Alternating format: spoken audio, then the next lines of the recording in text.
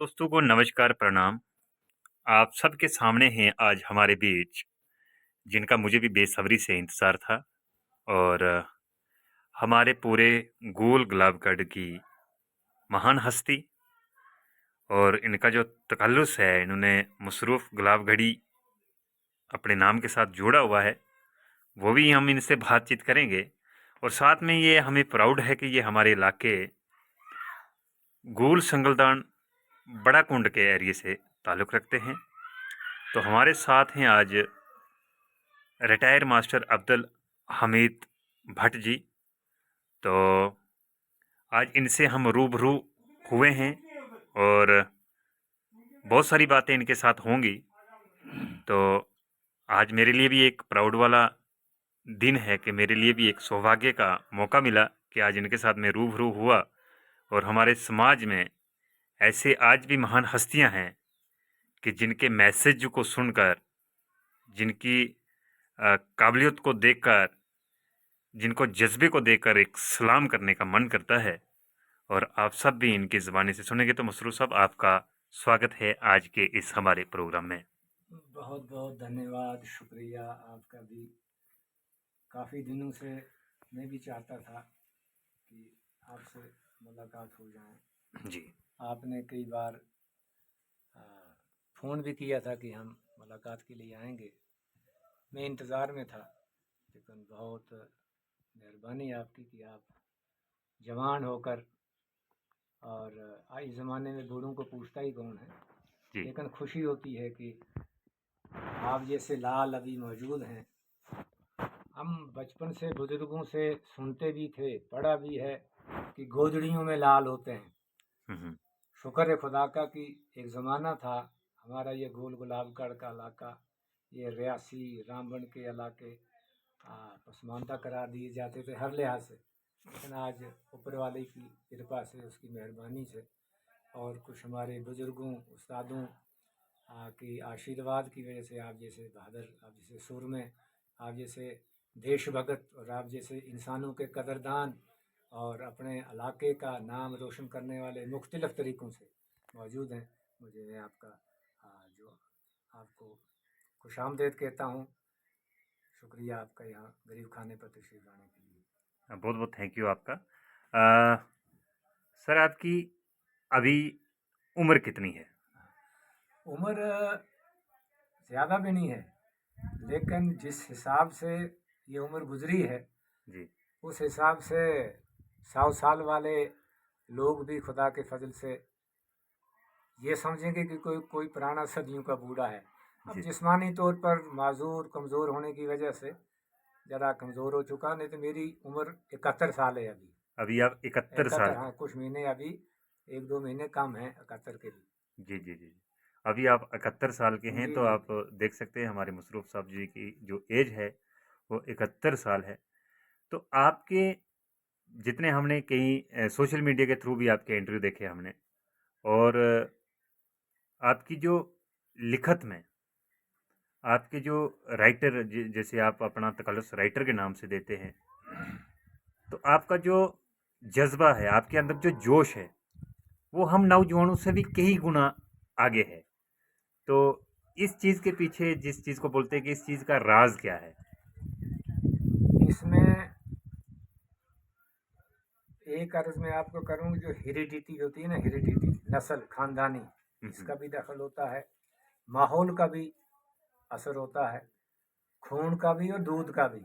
हम्म और ज़ाहिर बात है, गुरु पीरू ऋषि मुनि उस्तादों का भी हिस्सा होता है। हम्म बुनियादी तौर पर हम आ, पुराने, जिस वक्त रियासत कुश्तवाड़ थी, उस वक्त हमारे अबू अजदाद जो थे वो डोडा में रहने वाले थे। और हम्म कश्मीरी पंडितों से हमारे जो जद अमजद हैं, वो हम्म इस्लाम कबूल करके डोडा में बसनीक थे। और महाराजा प्रताप सिंह के वक्त हमारे कुछ दादे यहाँ आ गए थे। उस ज़माने में नाम था डेंग बटल। डिंग बटन। ये तो जूं जूं लोग बाहर से यहाँ आके बसते रहे, तो उन इलाकों के नाम जो है पढ़ते रहे। जैसे हमारे यहाँ आज ये बड़ा कुंड गाँव नहीं है, ये मोड़े हैं।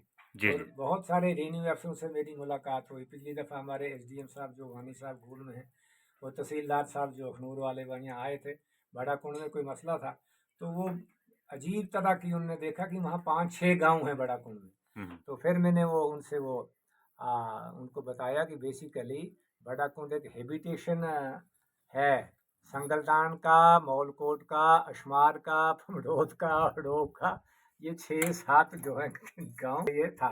तो जो आपने सवाल पूछा वो ये है कि हमारे वाल साहब दरअसल इकलौते थे अपने माँ बाप के, और वो महाराजा प्रताप सिंह के वक्त का वो पहला आदमी था जो पढ़ा लिखा था। स्कूल तो थे नहीं, ये अच्छा। तो बाद में महाराजा हरि सिंह के वक्त में हमारे कुछ इलाकों में, जैसे गोल हुआ, ठठारका हुआ, इंद वगैरह, इन इलाकों में कहीं एक एक आध शजरू वगैरह में, लेणू जाते के इलाके में स्कूल खोले गए, लेकिन उन्होंने जो है चलते फिरते पढ़ा था। नतीजा ये हुआ कि उनकी पहली एहलिया और बच्चे 47 में ही वफात हो गए थे। वो कुछ शोरश की वजह से नहीं, अपनी मौत मरे थे। तो फिर क्या हुआ कि हमारी वालदा वो बड़ी मुसीबत की मारी जब हिंदुस्तान पाकिस्तान के हिस्से हुए हैं, तो उस वक्त वो रियासी में थी। हमारे ननिहालिये जो हैं वो जुड्डा हंदर जो है चलाद के साथ मशहूर तरीन पहलवान, आपने सुना होगा, प्राणों को मालूम, मनु पहलवान बागरे थे वो, बाकी वो फौजी थे सारे। तो वो कुछ तो 47 में मारा गए, कुछ पार चला गए थे। तो वालदा भी चूँकि रियासी शहर की बसी हुई थी उस ज़माने में, तो जब 1948 में उनकी शादी हुई, तो माँ भी थोड़ी तेज़ थी, जैसे वाल साहब पढ़े लिखे आदमी थे, फिर वो सियासी भी, समाजी भी और मजहबी आदमी भी थे। और इस इलाके में जब भी कोई सरकारी मुलाजम आता, यहाँ कोई भी मसला होता, यहाँ तक कि नंबरदार जो मालिया लिया करते थे उस ज़माने में, तो रसीद लिखने वाला कोई मिलता नहीं था।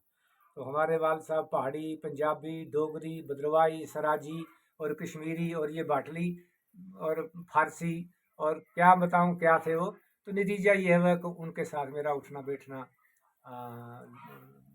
बड़ा बेटा मैं उनका था, 10 बहन भाइयों से बड़ा था, तो ये मेरे पल्ले पड़ गया थोड़ा बात। रही जो आपने लिखने की बात की, एक तरफ से लिखना उन्होंने मुझे बचपन से सिखा दिया था। आप हैरान रहेंगे, जब हम 1961 में हम कायदे का इम्तिहान जब पहली का दिया ना, आज की तरह पूरे कायदे को हम लिख लेते थे जुबानी, यानी A to Z, उसमें से ज्यादा 1-2 गलतियां जुबानी, जैसे कंप्यूटर होते थे। तो फिर मैं डबल प्रमोशन करता रहा, मैं 3 साल तक, मेरे साथी तीसरी में गए थे, मैं छठी में चला गया था। तो बहरहाल ये लंबी चौड़ी बातें हैं। रहा ये जो लिखने का मतलब, तो बचपन से हमारे इलाके में आपको पता है, हमारा इंद हुआ, छछुआ हुआ, ये डोगरा इलाका जो ये दाड़ों से इस वक्त दल हुआ, ये छछू हमारा अशमार, बड़ा कुंड, बांधन, संगलदान।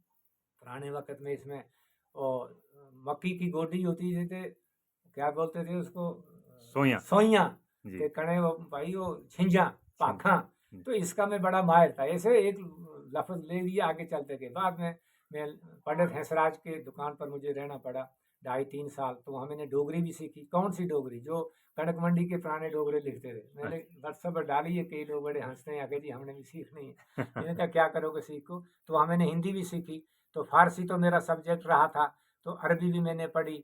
तो ये इस तरह, बाकी समाज की वजह से मुझे कश्मीरी तो मैं हूँ नहीं, बहुत सारे को पता ही है, यहाँ आखने लोग असेंगे खोजे सी ना, बस वही गल कश्मीरी नहीं काट। अच्छा, तो नतीजा ये हुआ कि मेरी अपॉइंटमेंट जब 1971 में महो जमरान के इलाके में हो गई, तो वहाँ एक बहुत बड़े घर में मेरा रहना हुआ। जो उस ज़माने में 2 जेलदारों का ये जेल थी सारी, अली मोहम्मद जेलदार साहब मरहूम, वो गुलाबगढ़ी उनका था। तो शजरू से इस तरफ लेणू जेलदार की जेल होती है ना, 47 से पहले के वाक़े हैं। तो मुझे फिर वहाँ गुजर बस्ती में रहना पड़ा, तो मैंने गोजरी सीखी। वहाँ तब रेडियो स्टेशन शुरू हो गया था, तो मैं उनको चिट्ठियाँ लिखता था। तो फिर वहाँ से मैं दुग्गा आया, ये दनसाल जो है ना जुड्डा के साथ, यहाँ मैंने 1973 में स्कूल खोला। यहाँ से ट्रांसफ़र होकर मैं कलवे चला गया, वहाँ भी गुजर बिरादरी मिली।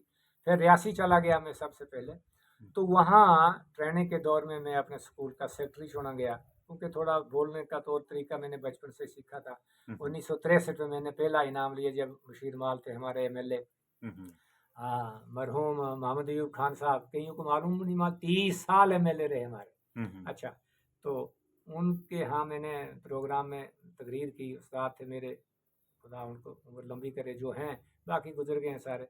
तो नतीजा ये हुआ कि वहाँ मैंने पहली दफ़ा गोजरी में कुछ नज़में लिखी आज़ादी के बारे में।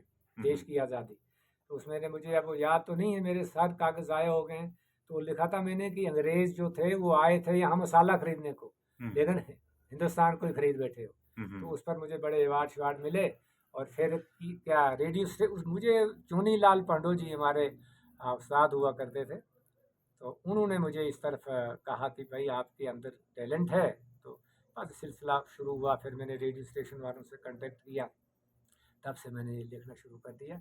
75 से मेरा कलाम छपता रहा, लेकिन ज़्यादा मैंने गोजरी में लिखना। और हैरानगी की बात है, घर में बैठो मेरे किसी को गोजरी भी नहीं आती। अब जम्मू जो बच्चे शच्चे हैं वहाँ थोड़ा सा वो कर लेते हैं, लेकिन आज भी बहुत सारे मेरे प्रोग्राम होते हैं। देखा होगा आपने मेरी सदारत में गोजरी में कई की जगह। फिर उसके बाद मैंने रेडियो में पंजाबी प्रोग्राम काफ़ी दिए और डोगरी भी दिए कई जो है। उसके बाद एक दौर आया, स्कूलों में हाई सेकेंडरियों में प्रोग्राम होते थे, 26 जनवरी 15 अगस्त वगैरह। ये इस पर मैं गीत गाने लिखता रहा। तो आप जैसे कुछ नौजवान थे उसको गाते रहे, क्योंकि कोई ऐसा जराया नहीं थे हमारे पास। ज़्यादा से ज़्यादा कहीं फ़ोटोग्राफी हो जाती थी, बाकी रिकॉर्डिंग का मसला नहीं था। तो डोगरी में मैंने बहुत सारे लिखे, पंजाबी में लिखे, पहाड़ी में लिखे। तो बाकी बार बार कई इंटरव्यू में कह चुका हूँ, अब दास्तान कहनी नहीं चाहिए। किताब छापने के लिए दी थी गोजरी में, तो क्या हुआ उसको अब मैं बस छोड़ ही देता हूँ किसी को। अब नए सिरे से मेरे एक अजीज़ साथी थे, उम्र में छोटे हैं मेरे। जब मैं कलवा में मास्टर होता था तो वहाँ मास्टर मोहम्मद हुसैन आज हैं, वो रिटायर, नसीब गुलाबगढ़ी अब उनको कहा जाता है। उसने एक गोजरी वादी अनस मोहर के नाम से एक बज़म बनाई है। उसने 2-4 साल से मुझे दोबारा जो है समझे नींद से जगाया। तो फिर आप जैसे आ जाते हैं इधर से। मेरे बहुत सारे शागिर्द हैं, जिनमें हमारे शबीर वानी साहब हैं, जी। लतीफ़ रज़ा साहब हैं, और बहुत सारे हैं जो मीडिया का काम करते हैं। अपना पोता ही समझे जुल्फ़कार है, और आ जाते हैं सारे वो। तो मैं कहता भाई चलो भाई, मरने के बाद कहीं याद करोगे। ये है भाई लिखने का चलो जी, मसला। अब शुक्रिया। जिस वक़्त अब खुशी है कि आपका भी ये गाना रिलीज़ हो रहा है, वो भी शायद उसके मुल्क राइटर भी गुलाबगढ़ी के आप, नाम से में लग बिल्कुल जाएगा। बिल्कुल बिल्कुल, उसके राइटर भी आप हैं, पूरा तो श्रेय आपको जाता है। इसी तरह मेरे कुछ गाने, वो गाने तो आया मैं दरअसल में, कुछ मजबूरियाँ भी रहीं, जिम्मेदारियाँ बड़ी घर की। मेरी पूरी फैमिली, बच्चे बहू बेटियाँ सब बाहर हैं। तो नतीज मेरा छपना नाला छपरें मशहूर गाना है, मार गई महंगाई मार गई वे समाज दे गरीब ने महंगाई मार गई। ये बेहतरीन ये है। एक है और वो, सच्ची सुनाई में गल वे सोहनी फुल्लां दी ये डाली है, जैसी करनी ते वैसा फल वे सोहनी फुल्लां दी ये डाली। और बहुत सारे गीत गाने लिखे। अब मेरी एक आम चीज़ है कि मैं थोड़ा, चूँकि आपको पता भी होगा सुना भी होगा कि धार्मिक आदमी भी हूँ भाई। बचपन से 50 साल से इमामत भी करता हूँ, मस्जिदें बनवाता हूँ। तो जाहिर बात है कि थोड़ा सा वो भी लिहाज रखना पड़ता है, वरना एक्टिविटी करने को बड़ा होशियार था। तो जी। अब फाशा किस्म के अगर गिन लिखने पे आ जाओ ना, तो मुकाबला नहीं कोई कर सकता मेरे माइये और जुगनी और फलाने टीम। लेकिन थोड़ा ध्यान भी रखना पड़ता है सोसाइटी समाज में।